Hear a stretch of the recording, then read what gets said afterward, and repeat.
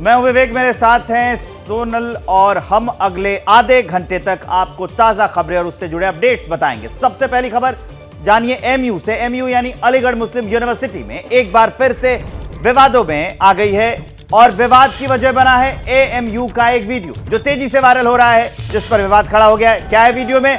कल यानी गणतंत्र दिवस को इस दौरान एएमयू में समारोह के दौरान धार्मिक नारे लगे।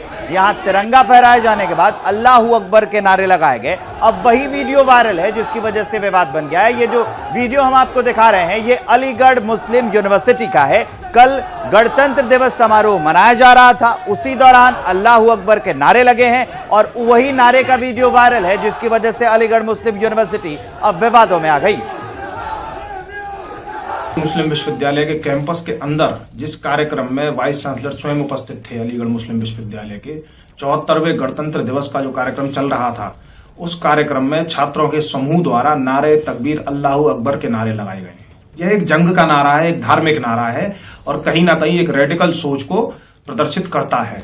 और गणतंत्र दिवस जैसे पावन अवसर पर इस प्रकार के नारे लगवाना, क्योंकि उन छात्रों के पीछे कोई ना कोई एक सोच काम कर रही है, इस प्रकार के नारे लगवाना क्या संदेश देना चाह रहे हैं? और एक और बड़ी खबर इस बीच हिंदू महासभा की ओर से बड़ा बयान आया है। उनकी ओर से एएमयू के वीसी को हटाने की मांग की गई है। हिंदू महासभा के राष्ट्रीय प्रवक्ता अशोक पांडे ने एएमयू में टुकड़े टुकड़े गैंग सक्रिय होने की बात कही है। टुकड़े टुकड़े गैंग यहाँ पर सक्रिय है, तो इस तरीके की घटनाएं हो रही हैं, तो मैं चाहता हूं केंद्र सरकार से इस पर तत्काल कार्रवाई करे और यहाँ के वाइस चांसलर को तत्काल निलंबित कर उन पर जांच बिठाई जाए, क्योंकि उनके कार्यकाल में इस तरीके की चीजें बढ़ रही हैं और वो अपने आप को भाजपा और संघ का समकक्ष बिठा करके एक ढोंग कर रहे हैं। उनका नकाब उतरना चाहिए। विवाद बढ़ता देख और शिकायतें मिलने के बाद पुलिस ने मामले में कार्रवाई के लिए एएमयू प्रशासन को निर्देश दिए। एएमयू का एक वीडियो वायरल हो रहा है जिसमें एनसीसी के छात्र नारेबाजी करते नजर आ रहे हैं। इस संदर्भ में यह वीडियो यूनिवर्सिटी और उसमें पढ़ने वाले एनसीसी के छात्रों से संबंधित है, जिसके बारे में यूनिवर्सिटी को आवश्यक कार्रवाई करने हेतु संज्ञानित कर दिया गया है। जब प्रोग्राम ख़त्म हो गया है, वाइस चांसलर साहब चाय के ऊपर जा रहे थे, पीछे कुछ लड़के रुके हुए थे और उनमें से एक लड़के ने कुछ नारे लगाए हैं जिस पे आपत्ति आई है। और जैसे ही वो बात आई है फ़ौरन ही यूनिवर्सिटी एडमिनिस्ट्रेशन ने उस पर आदेश दे दिए हैं कि इसकी पूरी जानकारी ली जाए और पहचान करने के बाद में जिस छात्र ने ये नारेबाजी की है वो उसके खिलाफ आवश्यक कार्रवाई कानून के हिसाब से, यूनिवर्सिटी रूल के हिसाब से की जाएगी। स्वागत है आपका। एक बड़ी खबर आपको बता दें, पूर्वोत्तर में चुनाव को लेकर बीजेपी केंद्रीय चुनाव समिति की आज बैठक होनी है। दिल्ली में बीजेपी मुख्यालय में होगी बैठक। पीएम मोदी भी बैठक में शामिल होंगे। इससे पहले त्रिपुरा चुनाव को लेकर कल जेपी नड्डा के घर बैठक हुई जिसमें गृह मंत्री भी मौजूद रहे। तो ये बड़ी खबर हम आपको बता रहे हैं, पूर्वोत्तर में चुनाव को लेकर बीजेपी केंद्रीय चुनाव समिति की आज बैठक होगी। दिल्ली में बीजेपी मुख्यालय में यह बैठक होगी। प्रधानमंत्री नरेंद्र मोदी भी बैठक में शामिल होंगे। इससे पहले त्रिपुरा चुनाव को लेकर जेपी नड्डा के घर पर बैठक हुई थी। आज की एक बड़ी खबर जान लीजिए जिस पर सबकी नजर रहने वाली है। पीएम मोदी आज छात्रों से परीक्षा पर चर्चा करेंगे। सुबह 11 बजे दिल्ली के तालकटोरा स्टेडियम में होने वाले कार्यक्रम में पीएम मोदी छात्रों से बातचीत करने वाले हैं। परीक्षा पर चर्चा एक सालाना कार्यक्रम होता है जिसमें प्रधानमंत्री आगामी बोर्ड परीक्षाओं में बैठने वाले छात्रों से चर्चा करते हैं। इस बार 38 लाख के करीब छात्र हैं, उन्होंने रजिस्ट्रेशन कराया है। उन्हें पीएम नरेंद्र मोदी न सिर्फ छात्रों को तनाव मुक्त होकर परीक्षा देने के टिप्स देने वाले हैं बल्कि अभिभावकों और शिक्षकों से भी संवाद करने वाले हैं। तो 11 बजे होगी परीक्षा पर चर्चा और इस खबर को देंगे विस्तार। जुड़ रही है हमारी संवाददाता निधि श्री हमारे साथ। निधि, आज 11 बजे होना है कार्यक्रम और यह कार्यक्रम काफी अहम साबित होने वाला है उन छात्रों के लिए जो परीक्षा की तैयारी कर रहे हैं। बिल्कुल विवेक, देखिए साल 2018 से इस परीक्षा पर चर्चा का आयोजन किया जा रहा है पीएम मोदी की तरफ से और हमने देखा है कि ये छठा साल है जब इस बार जो बोर्ड अपियरिंग स्टूडेंट्स हैं यानी जो बोर्ड्स का एग्जाम देंगे वो पीएम मोदी से सीधा संवाद करेंगे और अलग अलग राज्य से ये छात्र जुड़ रहे हैं, खासतौर पर जिनका 10th बोर्ड का एग्जाम है, 12th बोर्ड का एग्जाम है। देखिए सीबीएसई से लेकर के सभी राज्य बोर्ड्स ने भी अपने डेट्स जो है वो निकाल दिए हैं, यानी परीक्षा की जो डेट है वो अब धीरे धीरे थोड़ी ही दिन में कई राज्यों के डेट जो है वो अनाउंस किए जाएंगे। और ऐसे में कि बेहद ज़रूरी हो जाता है किस तरीके से, देखिए हम आप सभी बोर्ड का एग्जाम दे करके आए हैं तो हमें पता है कि किस तरह से स्ट्रेस हो जाता है और ऐसे में स्ट्रेस कम हो, तनाव कम हो, क्या क्या अलग अलग टिप्स होते हैं, क्या ट्रिक्स अपनाए जा सकते हैं जिससे कि एग्जाम आसानी से, परीक्षा आसानी से दिया जा सके। और यही वजह है कि पीएम मोदी सीधा संवाद करेंगे और आज भी 11 बजे दिल्ली के तालकटोरा स्टेडियम में इस परीक्षा पर चर्चा का आयोजन किया गया है। न सिर्फ स्टूडेंट्स बल्कि शिक्षक और उनके जो अभिभावक है यानी उनके जो पेरेंट्स हैं, गार्डियंस हैं, वो सभी वहां पर मौजूद रहेंगे ताकि पीएम मोदी से सीधे संवाद में वो सुन सके कि आखिर पीएम मोदी की तरफ से क्या बातचीत होती है। और पिछले साल भी हमने देखा था, इस बार भी हम वही देखेंगे कि पीएम मोदी जब स्टूडेंट से बातचीत करते हैं, बच्चों से बातचीत करते हैं तो वो एक प्राइम मिनिस्टर के तौर पर बातचीत नहीं करते बल्कि एक स्टूडेंट के एक दोस्त के तौर पर बातचीत करते हैं। हंसी मजाक का भी माहौल होता है, तो कोशिश यही रहती है कि तनाव को कम किया जा सके और इसी वजह से आज भी 11 बजे पीएम मोदी जो है वो बच्चों से बातचीत करेंगे। जी निधि, आप बने रहिए हमारे साथ ही आपको ये भी बताया कि परीक्षा पे चर्चा प्रोग्राम की शुरुआत 2018 में हुई थी और उसके बाद से हर साल पीएम मोदी बोर्ड एग्जाम से पहले छात्रों से रूबरू होते हैं। ये छठा मौका है जब परीक्षा पे चर्चा का आयोजन हो रहा है, जिसको लेकर छात्रों में कितना उत्साह है उसका अंदाजा इसी बात से लगाया जा सकता है कि पीएम मोदी से संवाद करने के लिए देश भर से 38 लाख छात्रों ने रजिस्ट्रेशन करवाया है।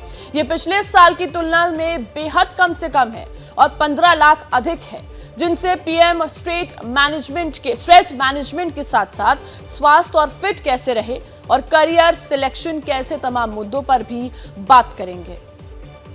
और निधिश्री हमारे साथ जुड़ गए। निधि, और क्या कुछ जानकारी आपके पास है, क्योंकि जब भी पिछली बार प्रधानमंत्री ने छात्रों से बात की उनके कुछ बहुत से सवाल है जो कई बार प्रधानमंत्री भी नहीं दे पाते, तो क्या और क्या कुछ जानकारी है इसको लेकर?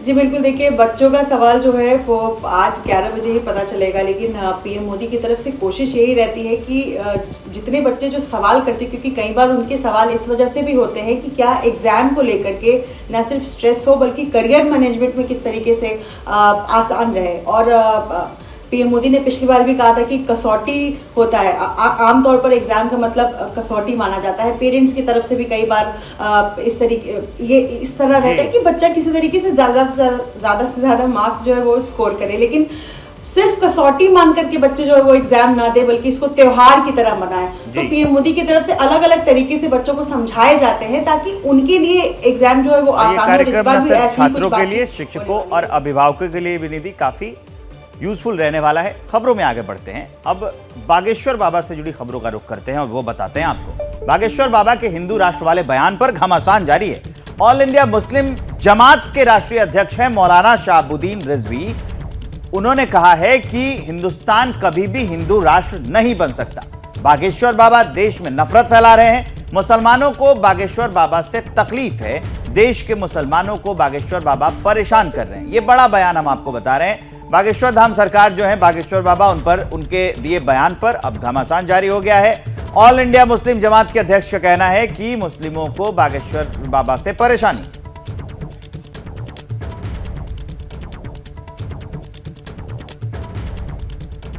बाबा धीरेन्द्र कृष्ण शास्त्री ने जो तौर तरीका इख्तियार किया है, इससे पूरे भारत में नफरत फैल रही है। उन्होंने अब तक 328 लोगों का मजहब तब्दील कराया। ये भारत के तमाम मुसलमानों को तकलीफ पहुंचाने वाली है। और जहां तक कुछ लोग भारत को हिंदू राष्ट्र बनाने की बात कर रहे हैं, तो ये बात मैं दावे से कहता हूं कि हिंदुस्तान एक जमहूरी मुल्क है, आईन के तहत चलता है, संविधान के तहत चलता है और यहाँ पर रहने वाले जितने भी लोग हैं वो सब संविधान में यकीन और एतमाद रखते हैं। इसलिए हिंदुस्तान कभी भी हिंदू राष्ट्र नहीं बन सकता है और ना मुस्लिम राष्ट्र बन सकता है। अहमद बिलाल देंगे इस खबर को विस्तार। अहमद, ये खूब चल रहा है, दोनों ओर से बयानबाजी हो रही है। अब मौलाना कह रहे हैं कि नहीं, उनके मंसूबे साफ नहीं है, तो सिर्फ ये बयानबाजी चलती रहेगी, कोर्ट वोर्ट में जाएंगे ये?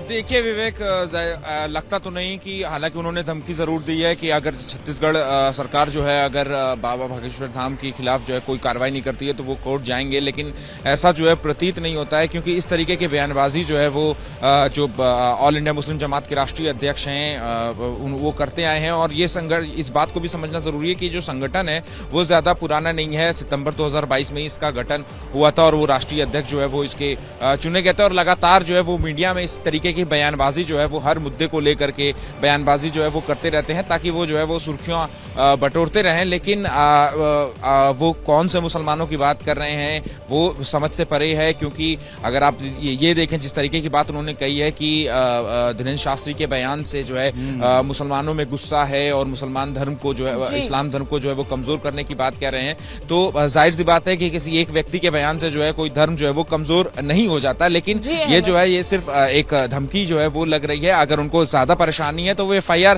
करा सकते हैं, लेकिन अभी तक इस तरह की कोई कार्रवाई जो है वो बात जो है वो की नहीं गई है मुस्लिम जमात की तरफ से। बिल्कुल, शुक्रिया तमाम जानकारी का। और एक और बड़ी खबर आपको बता दें, जम्मू कश्मीर के पुंछ में पूर्व विधायक के घर ग्रेनेड मिलने से हड़कंप मच गया है। चौधरी मोहम्मद अकरम के घर मिला है ग्रेनेड। सुरक्षा बल पूरे इलाके की तलाशी ले रहे हैं। 6 दिन में ये दूसरा मामला है जब ग्रेनेड मिला है। तो जम्मू कश्मीर के पुंछ में पूर्व विधायक के घर ग्रेनेड मिलने से हड़कंप मच गया है। अजय बाचलू हमारे साथ लाइव जुड़ गए। अजय, ये दूसरा मामला सामने आ रहा है जम्मू कश्मीर में जब ग्रेनेड मिला है।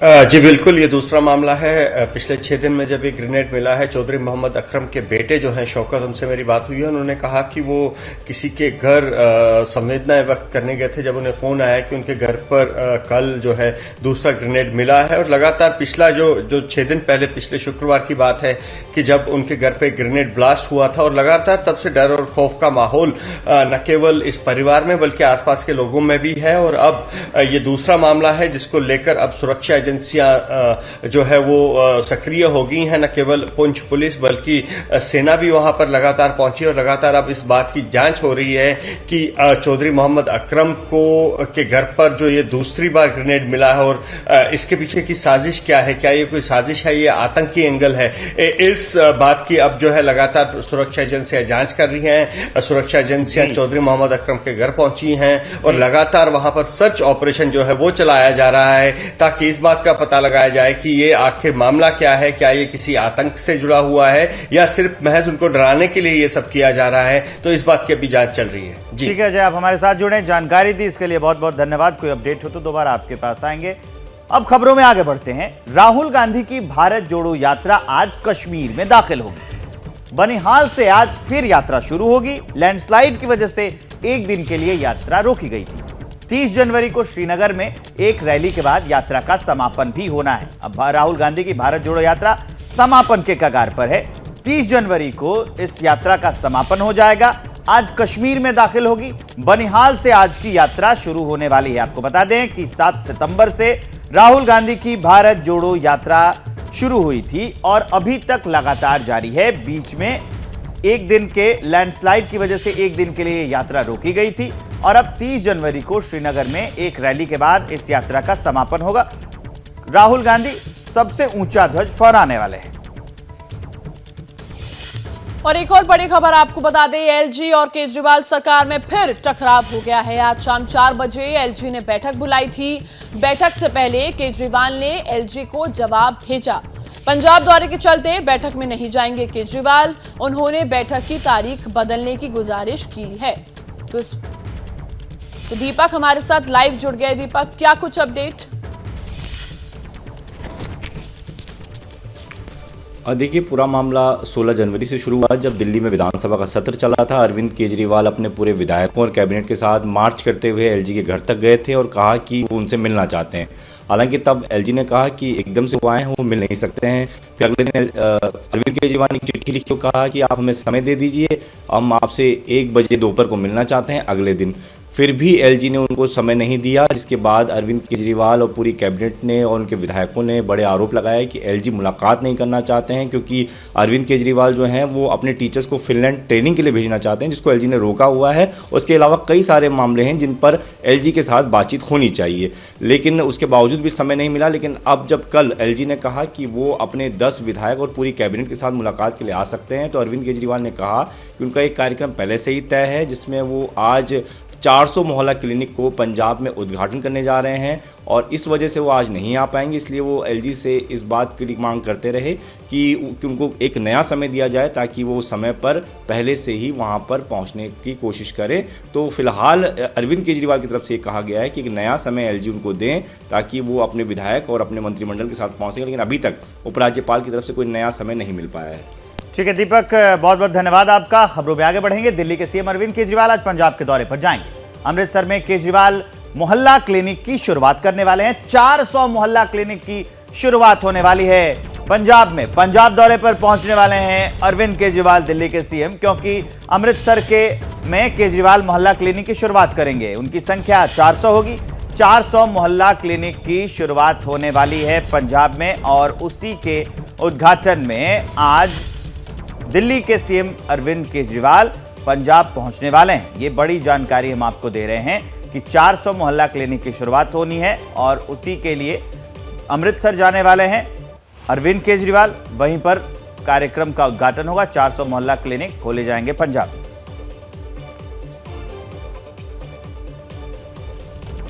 और एक और बड़ी खबर आपको बता दें, दिल्ली एनसीआर में बदला मौसम का मिजाज। आज राजधानी में बादल छाए रहेंगे।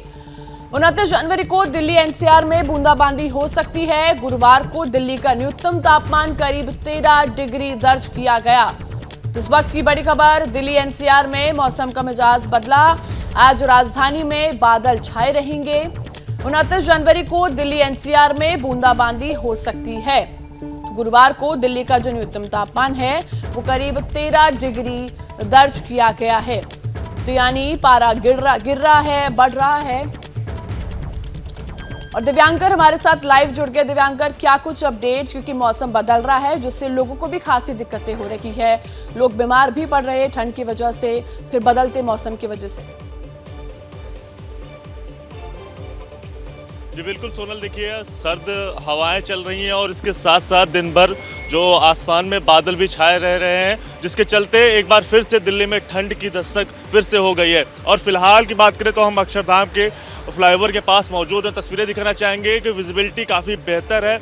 आसमान में हल्के हल्के बादल जरूर नज़र आ रहे हैं, और मौसम विभाग का यही अनुमान है कि आज भी मौसम बीते रोज़ की तरह, गणतंत्र दिवस 26 जनवरी की तरह पूरे दिन आसमान में बादल छाए रहेंगे। बीते दिन में हमने देखा कि पूरे दिन लुका छिपी का खेल सूरज और बादल के बीच चलता रहा, और जिसका असर साफ तौर पर लोगों को भी पड़ा, क्योंकि पूरे दिन तेज़ हवाएं भी चल रही थी। और आज का अगर तापमान की बात करें तो आज का अधिकतम तापमान 19 डिग्री सेल्सियस और न्यूनतम तापमान 9 डिग्री सेल्सियस तक रह सकता है। इसके साथ साथ अगर बीते रोज के तापमान की बात करें तो बीते रोज का अधिकतम तापमान 17 डिग्री सेल्सियस दर्ज किया गया था, और न्यूनतम तापमान 12.8 डिग्री सेल्सियस दर्ज किया गया था। और ये न्यूनतम तापमान इस महीने का सबसे ज़्यादा न्यूनतम तापमान था। तो मौसम विभाग का यही आसार है कि आने वाले 2 दिनों तक तापमान में जो है वो गिरावट दर्ज की जाएगी। लगातार मौसम है वो बदलता रहेगा पूरे दिन। दिव्यांकर, आपके कैमरे से अक्षरधाम मंदिर मुझे साफ दिख रहा था, तो सवाल ये है कि दिल्ली में प्रदूषण का क्या हाल है, स्मॉग फॉग, उसकी अपडेट भी दे दीजिए।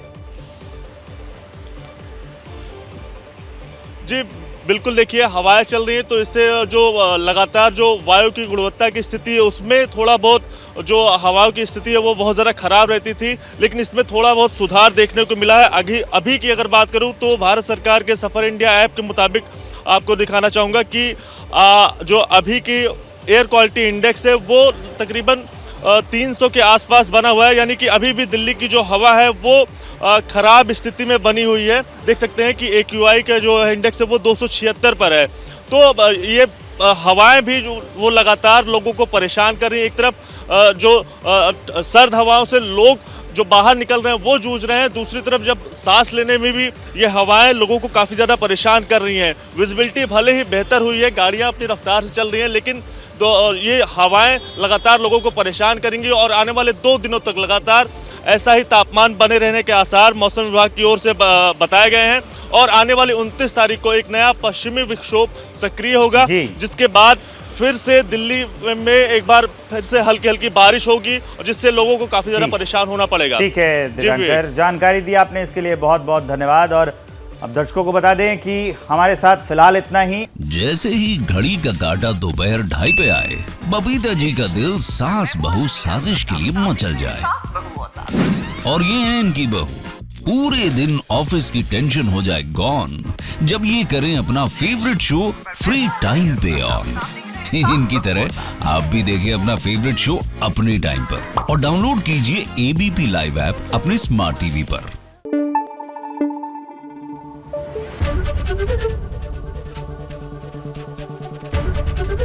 ABP न्यूज आपको रखे आगे।